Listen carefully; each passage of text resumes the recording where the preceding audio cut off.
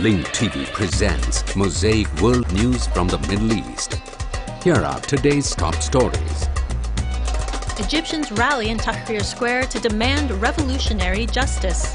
Erdogan asserts Turkey's regional role as Istanbul hosts the World Economic Forum.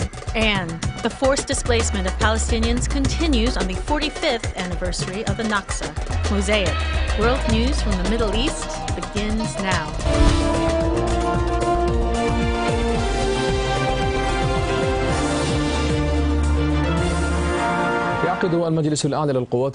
Egypt's Supreme Council of the Armed Forces is holding a meeting today with party leaders and political forces to discuss the developments of the political arena in Egypt and the recommendations submitted by the Advisory Council yesterday. Meanwhile, the Freedom and Justice Party announced it will boycott the meeting. This comes amid preparations for another million-man rally in Tahrir Square titled Justice to demand the retrial of the former Egyptian president and a number of high-ranking security officials. The protesters are also demanding the runoff round of the presidential elections be halted until the disenfranchisement law is implemented. This is an attempt to disqualify presidential candidate Ahmed Shafiq, whose opponents have intensified efforts to prevent him from participating in the runoff round. Most political forces and figures announced their intention to participate in this million-man rally. Joining us from Cairo is our correspondent Tawfiq Ahmed. Tawfiq, how large was the response to today's million-man rally? And what are the protesters' most essential demands? So far, there are only a few hundred people in Tahrir Square, but the attributes of the revolution have returned once again to the square. Many tents have been set up, and the popular committees are securing Tahrir Square's entrances and exits. We are witnessing a very nationalistic atmosphere and hearing slogans that call for enforcing the disenfranchisement law. This number will probably increase in the afternoon at 4 or 5 p.m. Cairo time, considering that Hamdin Sabahi and Abdelmonem Abu Fatouh, the two candidates who lost the presidential elections and respectively ranked 3rd and 4th, will lead 2 marches to Tahrir Square, and we may witness great momentum. The Muslim Brotherhood and many other forces and revolutionary movements announced they will participate in this demonstration, but it seems the heat and working hours have prevented the presence of large numbers until now. As for the demands, we surveyed the protesters in Tahrir Square and asked them, "What are your demands?" Their answers varied, but there was consensus on some of the demands and differences over others. Let's listen to what they had to say.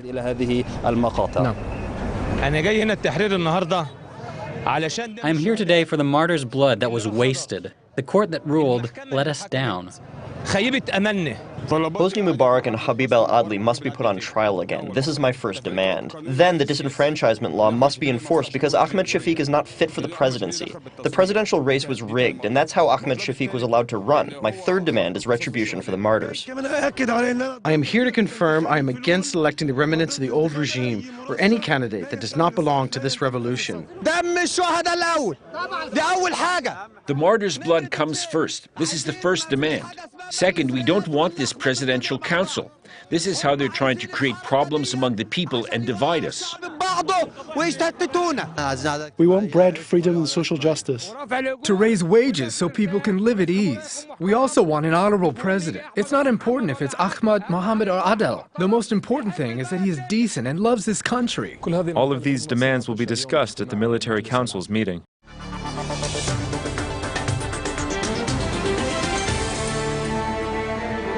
The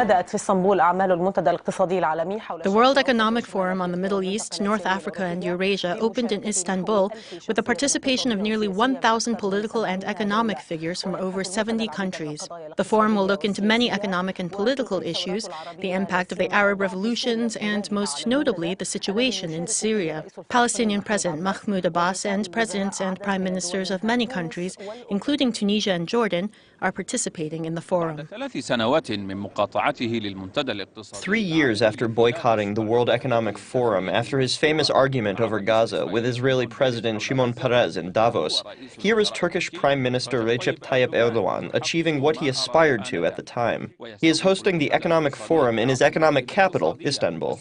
In attendance are nearly 1,000 prominent economic and political figures from over 70 countries.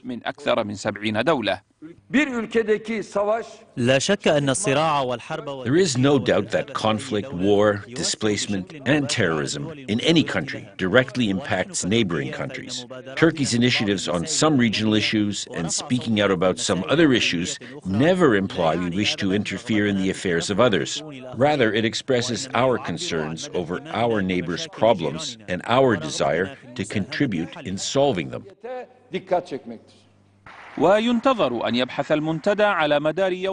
the course of 2 days, the forum is expected to look into many global economic and political issues, most notably energy and the world crisis that is still casting its shadow on many countries in Europe and the world. It will also look into the Arab Spring and its economic impact on the countries of the region and the world, and discuss concerns over the regional and global implications of the political crisis and turmoil in the Middle East. It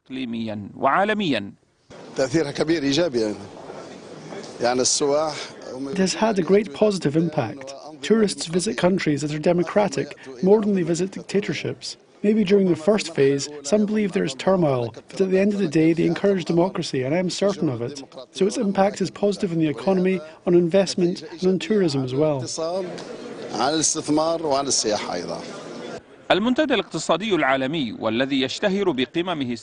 The World Economic Forum, renowned for its annual summits convened in the mountain resort town of Davos in Switzerland, is convening in Istanbul to discuss the affairs of the Middle East, North Africa, and Eurasia. This comes as Turkey has positioned itself as an important location on the world's economic map.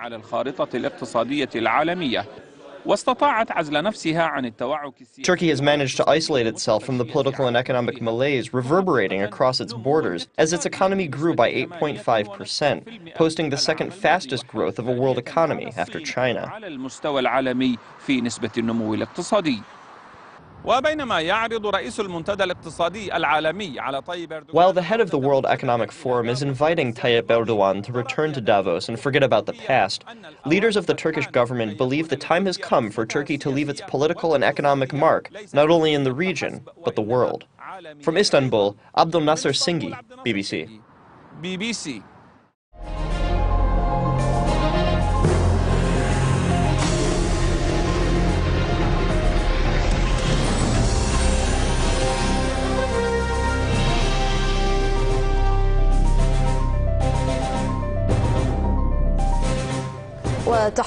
Today marks the 45th anniversary of what is known as the Naksa, or the Day of the Setback, when Israel managed to occupy the Sinai, the Golan Heights, the Gaza Strip, and the West Bank, including East Jerusalem, through the 1967 war. Since then, Israel has been imposing its rule on the occupied territories through its Judaization and settlement project, and tightening the noose on Palestinian citizens to prevent them from establishing a Palestinian state. Since the Nakba or catastrophe of 1948, through the war of 1967 and until today, this family embodies the story of displacement that thousands of Palestinians have experienced. This is all that remains for the Khaled and Matche family. Some furniture outside, but no house to shelter him, his wife, and their 9 children, so he sought refuge at a relative's house.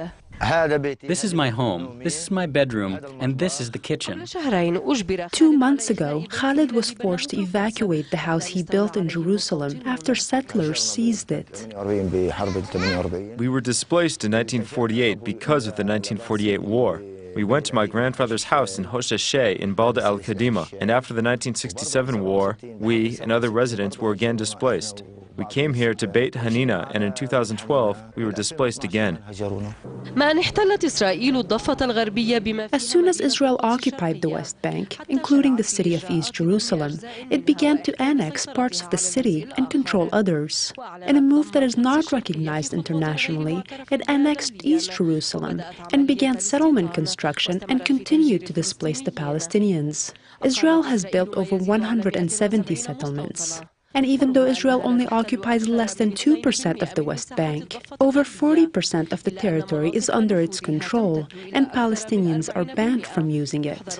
Meanwhile, it refuses to withdraw from Al Aghwar region, which accounts for 27% of the West Bank.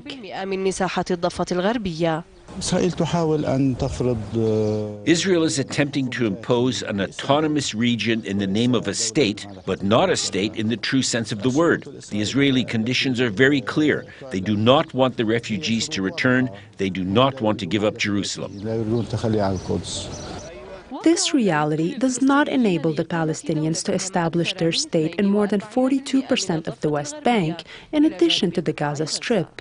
We are standing here at the separation line. This is West Jerusalem that was occupied in 1948, and Israel was guaranteed to keep it as part of its territory. On the other side lies East Jerusalem that was occupied in 1967, and the Palestinians agreed to have the city as their capital. Regardless, day after day, Israel continues to extend its control over the Palestinian part. In short, this is the story of the occupation.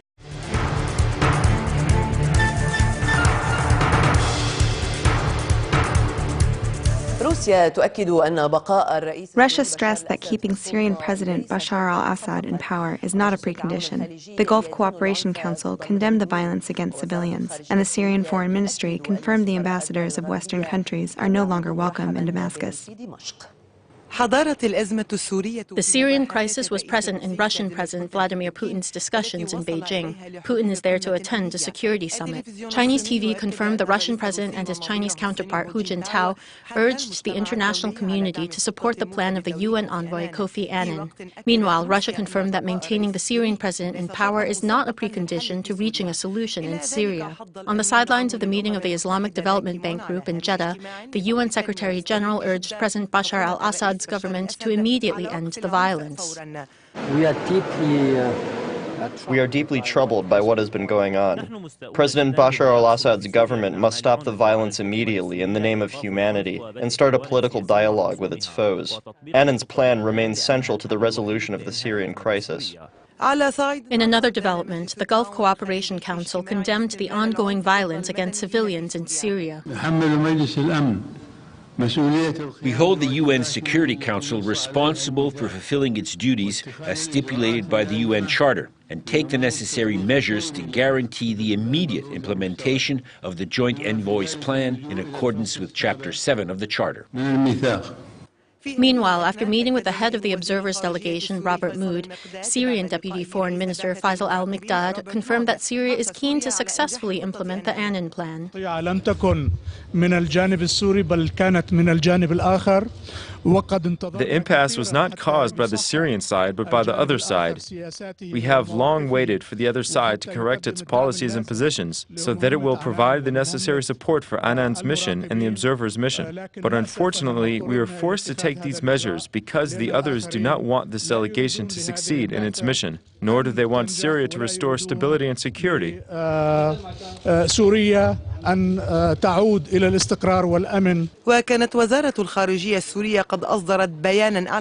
Syrian Foreign Ministry issued a statement announcing that ambassadors of Western countries are no longer welcome in the country. On the ground, the Syrian Observatory for Human Rights confirmed that regime forces stormed the town of Al-Hafa in the countryside of Latakia amid fierce clashes with some fighters. The observatory said earlier that regime forces, reinforced with tanks and personnel carriers, also stormed the town of Kafar Zita in the countryside of Hama. Meanwhile, artillery shelling continues in neighborhoods and homes. On the other hand, the observatory said 5 security members were injured when an explosive device was detonated in the city of Idlib.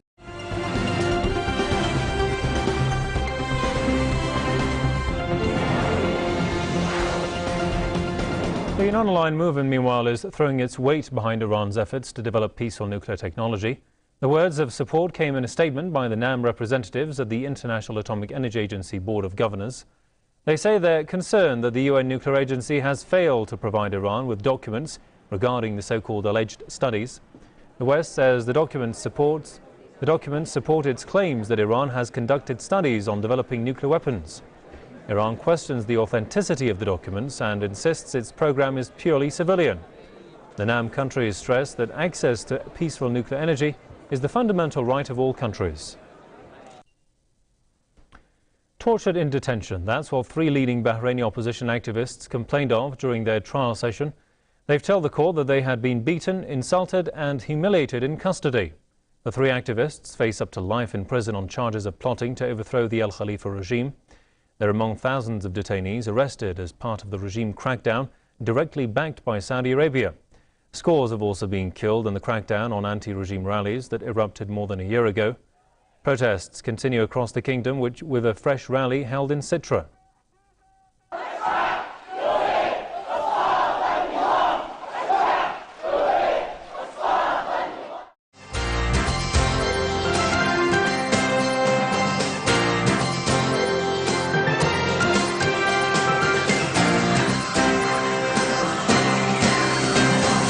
Violence against illegal migrants in Jerusalem.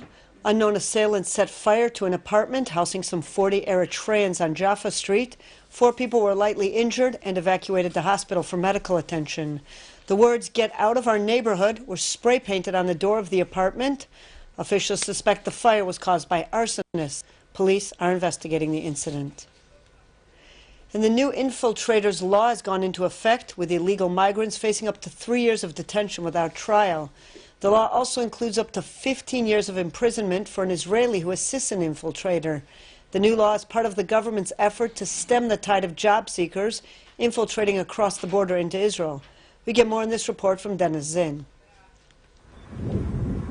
IDF forces that apprehend infiltrators on Israel's borders have been ordered to issue warrants of arrest for up to 3 years. This according to the amended Prevention of Infiltration law that went into effect a few days ago on the 1st of this month. However, today, Israel Prison Authority officials said that the plan is unrealistic. On the one hand, they said there's not enough prison capacity to hold the thousands that will be arrested. And on the other hand, Israel is bound by UN agreements not to detain genuine asylum seekers. Many of the infiltrators are in fact from Sudan and Eritrea and are entitled to refuge. Yesterday, just days after the amendment went into effect, members of the Knesset Foreign Affairs and Defense Committee toured the border with Egypt. They inspected the fence construction and were briefed by senior IDF officers. Foreign Affairs and Defense Committee Chairman Ronnie Baron said the pace of construction of the $2 billion barrier is impressive and that he believes that once it is completed, it will contribute significantly to the security and sovereignty of the country.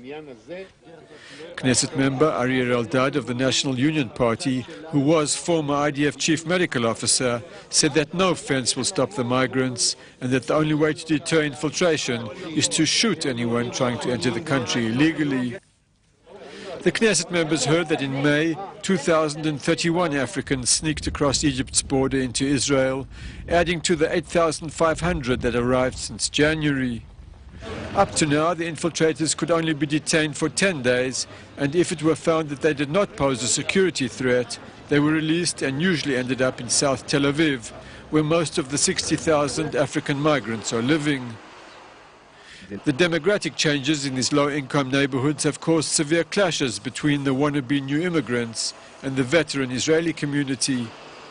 The Israelis accused the newcomers of being responsible for the rising property-related crime and cases of assault and rape in the area. The migrants say they are only interested in honest work and making a living. Some said that they are concerned at the growing violence that they experience from the Israelis. Dennis Zinn, IBA News.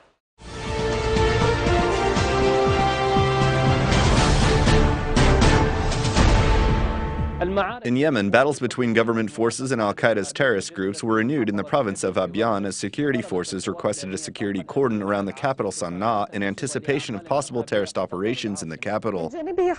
For his part, the UN envoy to Yemen, Jamal bin Amr, warned in a report to the Security Council of the escalating violence and the deteriorating humanitarian situation in the country. He requested urgent aid for Yemen. Ibrahim Al-Mutab has the details. مشاهد تتكرر ومواجهات تتجدد This is a recurrent scene as the confrontations are renewed between the Yemeni army, whose military missions are still supported by organized popular committees, and armed members of al-Qaeda in Yemen's southern provinces. Military sources said a suicide attack targeted a military reconnaissance force in the Laudar district of Abyan province, killing 4 fighters from the popular committees supporting the Yemeni army and injuring others. Meanwhile, the Yemeni army is expanding its military strikes against al-Qaeda members through ongoing battles in the cities of Zinjibar and Al-Qaud in Abyan province, which have caused many casualties in the ranks of the group. The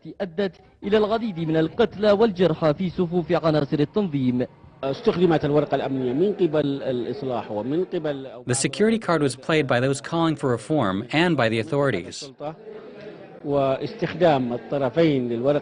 Both sides are playing the security card and the al-Qaeda card, and this led al-Qaeda to carry out this attack.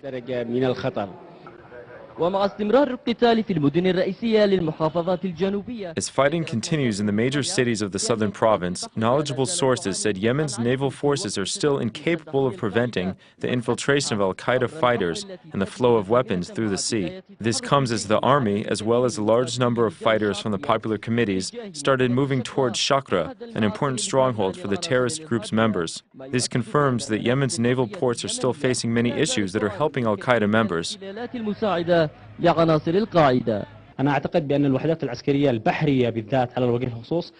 believe that naval forces, especially on this front, are weak. They have not received the proper training to confront a threat like al-Qaeda. The Yemeni military forces in general, and the naval forces in particular, are not even trained to confront pirates who are very active in Yemen's regional waters. As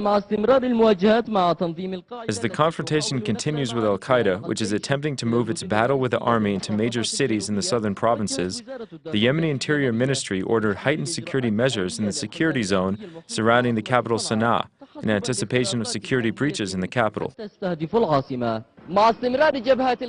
the fighting continues in the southern provinces, citizens are not ruling out the possibility of having the capital turn into a new platform for combat with al-Qaeda, which has vowed to carry out surprise operations. Ibrahim Al-Muta Al-Farat, in front of the defense complex, Sana'a. The views expressed on Mosaic are from contributing broadcasters, not Link TV or its sponsors. The production of Mosaic is made possible by grants from the John D. and Catherine T. MacArthur Foundation, the Wincote Foundation, the Firedoll Foundation, and by support of viewers like you. Thank you. Watch Mosaic World News online. Stay up to date with breaking news, read our blog, get transcripts of past shows, and more at linktv.org/mosaic.